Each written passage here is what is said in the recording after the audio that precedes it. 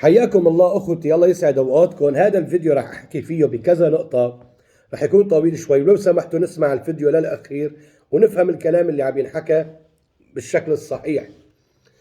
اولا، الى اخوتنا اللبنانيين واشقائنا اللبنانيين بدي اقول لكم شغلة: اذا كان في عندك حقد على المواطن السوري فهو مو ذنبه. اذا كان في عندك حقد على المواطن السوري من التاريخ اللي حصل في بلدك ومن الاجتياح اللي قام فيه المجرم حافظ الأسد للبنان، فهذا المواطن هلا صدقني مو ذنبه، صدقني مو ذنبه. هي كانت يعني سياسة إجرام من نظام مجرم ومن عادات الفتن بين الشعوب، لحتى هن عملوا فتنة بلبنان، عملوا فتنة طائفية لحتى يصير عندهم ذريعة ويدخلوا على لبنان. ودائما للأسف في أوطاننا العربية نحن في عنا عادات في أوطاننا العربية للأسف إذا بتنتبهوا عليها، كل الدول العربية الجوار ما في مصالح كويسة ولا في علاقات كويسة مع بعضهم. يعني بتطلع للأسف أغلب دول الجوار العربية، لبنان، سوريا، العراق، مصر، ليبيا، كذا، بتطلع دائما المناطق الجوار فيها مشاكل، بيزرعوا بيناتهم الفتنة. المغرب والجزائر قصص كثيرة. ليش؟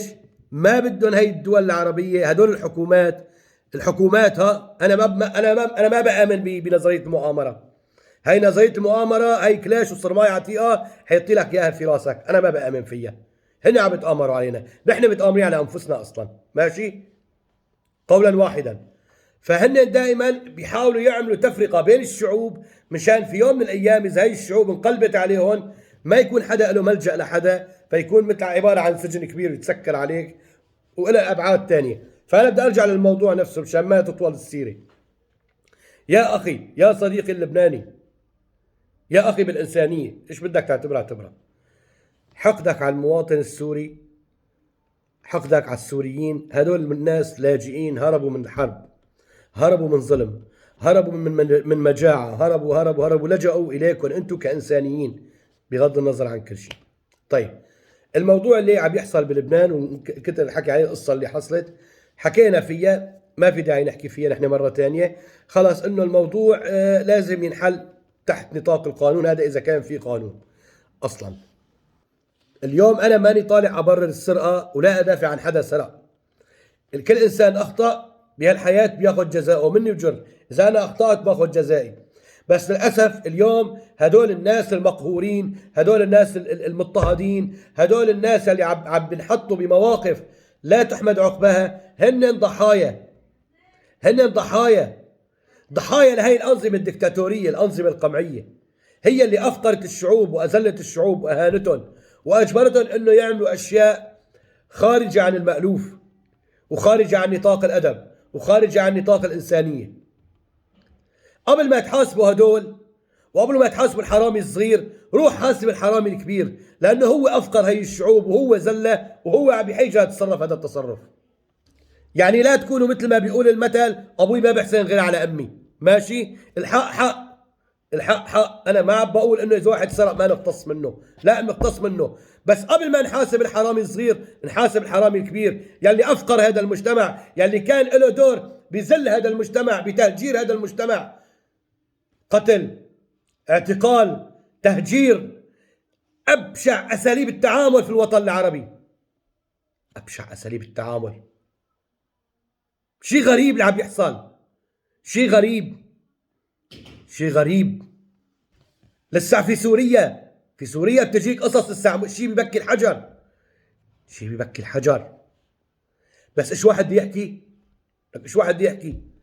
للأسف ما عم بتغير شيء، وشعبنا ساكت. لأيمت بدك تضل ساكت؟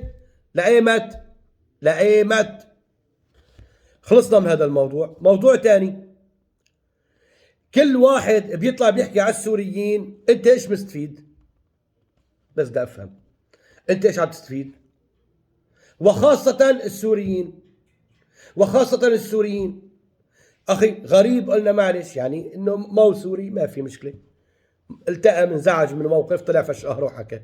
بس انت كسوري ليش بتفتح كاميرا وبتطلع بتحكي على جارتك، بتحكي على اولاد مدينتك، ان كان بألمانيا، ان كان في بلجيكا، ان كان بفرنسا، ان كان في زيمبابوي؟ ايش بدك؟ انت ايش تستفيد؟ يعني هلا انت اذا طلعت شهرت بهدول الناس انه هذا عم بضرب مرته وهذا طلق مرته وهذا خان مرته، انت ايش تستفيد حضرتك؟ يعني ايش الاضافه اللي عم تقدم لنا اياها بالحياه مثلا؟ هي صارت العالم كلها تحكي علينا. هلا هاي القصه اللي صارت، طلع اخ من شوي عم يحكي قال انتم السوريين عادي تضربوا نسوانكم. قال انتم عادي يعني تضربوا نسوانكم عادي. ليش؟ لانه كل شوي بيطلع لنا جردون، كل شوي بيطلع لنا جردون، انا السوري فلان عملت هيك، ولا السوري فلان عملت هيك، ولا انها ما يضرب جوز عيونكم اذا ما تستحوا. طلع فيني ولاق منك له. طبوا حالكم بقى، والله عيب عليكم. روح لاقي لك شغله، لاقي لك موضوع حلو، ما عندنا مشكله، طلع احكي تسلى. لك طلع احكي ارقص تسلى، شلاح اسكار على اللايف، ما لنا علاقه معك، ما لنا علاقه معك، بس لا تحكي على حدا، لا تشهروا بالعالم، لانه هي قصه وعم تتفند وبتالف منها وبتفبرك منها بتصير حكايه. يعني يعني حاج، يعني لايمت لايمت هيك؟ يعني هذا الغيم عم تجيب علينا هذا المطر؟ الناس كلها صارت تستوطي حيطنا يا جماعه. والله يعني احنا السوريين شعب راقي وشعب محترم، ما بالك احنا احسن شعوب العالم يا اخي؟ لا لا، في ناس كثير احسن مننا، بس ولكن احنا ما سيئين لهالدرجه، والله ما سيئين لهالدرجه، والله بتعز علي يا اخي، انا عم بحكي من حرقه قلبي على اولاد بلدي وعلى بلدي يا اخي. والله لا يطلب منك لا لايك ولا فيديو ولا شير ولا بتعمل لي شيء ولا تسوي لي شيء، ما يطلب شهره، انا اصلا مثل اجري، الشهره واجري سوا ما يفرقها معي انا، عرفت؟ بس انا بتعز علي انه انا حدا يحكي على اولاد بلدي، بتعز علي، بس هي القصه لا اكثر ولا اقل. ويلعن الاسد ويلعن كل نظام دكتاتوري ويلعن كل ظالم. دمتم بخير، حياكم الله، خاطركم.